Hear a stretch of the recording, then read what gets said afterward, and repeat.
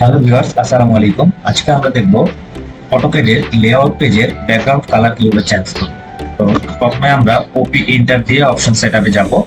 Option সেটআপে যেয়ে এখানে display থেকে নিচে সিলেক্ট করব কালারসে সিলেক্ট করার পর আমরা কনটেক্সট থেকে সিলেক্ট করব sheet and layout, and interface element থেকে সিলেক্ট করব ইউনিফর্ম ব্যাকগ্রাউন্ড, এন্ড কালারসে এসে আমরা ইচ্ছা মতো যে কোনো একটা কালার দিয়ে আমরা আমাদের পেপার ব্যাকগ্রাউন্ডটা চেঞ্জ করতে পারবো।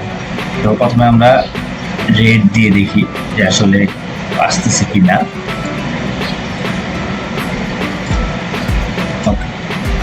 হ্যাঁ, আমাদের চেঞ্জ হয়েছে। তো আবার আমরা যাই ওপি ইন্টার অপশন সেটআপ।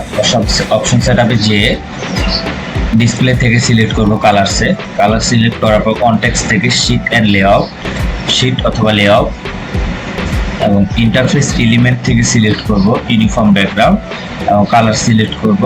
এবার ব্ল্যাক কালার দিয়ে দেখি, apply and close, then apply, again okay.